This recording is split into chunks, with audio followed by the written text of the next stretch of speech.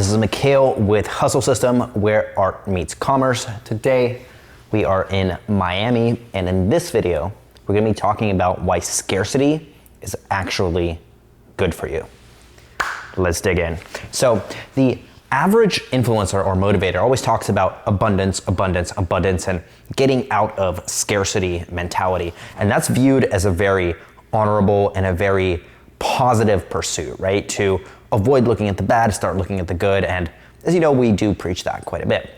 But in this video, I really want to break down why having optimal abundance is actually not always the best way to approach things, and why in certain situations, scarcity can actually be a really good motivator to push you to the next level in your personal life, in your business, in your relationships, so on and so forth. See, there's this idea of biological pressure where when you are comfortable, when things are taken care of, you are not really driven to take action. You are in a position of just being able to do whatever you want to do without really much of a consequence. And as a result of that, often people underperform and, well, let's be honest here, they don't really do the things they need to do in order to reach those goals and reach those dreams that they are passionate about. So this is where scarcity actually comes in. And there's this idea of positive stress, negative stress. I do believe that there's this idea of positive scarcity and negative scarcity. So let's really break that down. What is positive scarcity? Well, positive scarcity is saying, look, I have some things that I want that I don't have yet, right? There are some things that I want that I don't have. And it doesn't mean that I'm any less complete as a human being. It doesn't mean that I'm a bad person. It doesn't mean that I need to go into self-attack or self-loathing or self-pity about it. But it's reasonable to say that if you want more results in your life, that implies getting more results, which means achieving things that you have not achieved yet, or obtaining objects you haven't obtained yet, or obtaining experiences or skills or some sort of accomplishment that you have not yet performed in your life. So that's a really good way of looking at scarcity from a positive mindset, because I think often when the topic of scarcity comes up, people get turned off. They go, no, my yoga teacher told me to have abundance, ultimate abundance. And I don't know if you've ever talked to someone who has ultimate abundance, unless they are a multi-millionaire or a billionaire. Typically, those people are broke, and they're just using that as an excuse or an escape mechanism in order to not do the things that they actually need to do in their life. So if you are someone who maybe struggles with this and says, well, sometimes I beat myself up that I don't have the car that I want, the house that I want, the jet, the yacht, and people tell you that you're superficial, don't let that bother you so much. If those are things that you want, be honest about it. Say, hey, you know what? I do want that. But understand that that doesn't make you any less complete as a human being. You are still a beautiful human being, full of courage and power and all of these really positive attributes that are going to allow you to actually get those things that you want, right? Because in order to get something that's beautiful, you tend to have a lot of output, right? That really is exponentially greater than someone who maybe doesn't have those things or isn't able to get those results. So, be very careful with who you allow to judge you, because if you just allow random people on the street to impose their judgment on you, they haven't been through what you've been through. Their journey is different from yours. They don't really understand what you're going through, what you've been through, and where your goals are set to, and the things that you want to do in your life. So to be honest, they don't really have any right or authority to give you any sort of feedback whatsoever.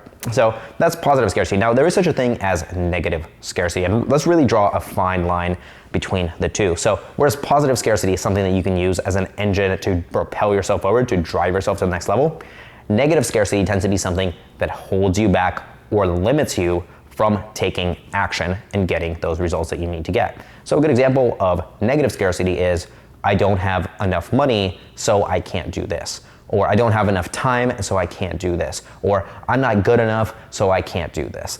And you have to be very, very, very careful with your internal self-talk as it relates to your own performance. Because as soon as you start putting limiters on yourself, you're going to start limiting your growth. And eventually what's going to happen is reality is actually going to reflect that self-perception that you have, because you're underperforming constantly. And so your external stimuli are going to tell you that you're an underperformer, and you will potentially sometimes permanently associate to that. So be very, very careful between differentiating with negative scarcity and positive scarcity.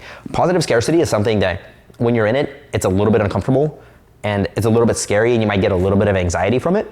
And I think a lot of people say, well, that's really bad. I don't really view it that way, and I think you shouldn't view it that way. You should use that as a driving force to say, you know what, the next time that I think about this topic, I'm going to feel good, right? Let's say you drive a car that's a few years too old and you want to upgrade to a new car, and every time you get into your old car, you have this feeling of scarcity that, you know, you don't have the car that you want, right? Well, rather than going into self-attack and saying, well, I don't have the car that I want, and so, you know, I can't really get a good girlfriend, and my life sucks, and da-da-da-da, say, you know what?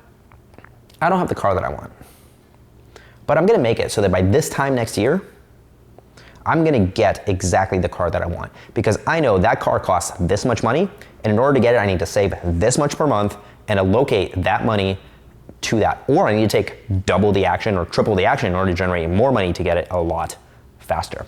So that's positive scarcity, whereas negative scarcity, cut that out, be very careful with your self-talk. And in this video, hopefully you saw that, you know, scarcity is not something to be discarded. It's actually something to be used as a tool. As almost anything in life, whether it's quote positive or negative, it's simply a matter of perception in how you look at that thing. So if you ever go into a state of scarcity about not having the things that you want, pause for a moment and ask yourself, how can I use this emotion right here, right now, as a driving force to help me eliminate this feeling of scarcity in the future, take the right actions, get those results that I'm after, and live a better, more badass, more beautiful life. So if you like this video, go ahead and like the video, comment below, and if you haven't already, please subscribe so you can get notified when I upload more. This has been Mikhail with Hustle System, where art meets commerce. I will see you in the next one.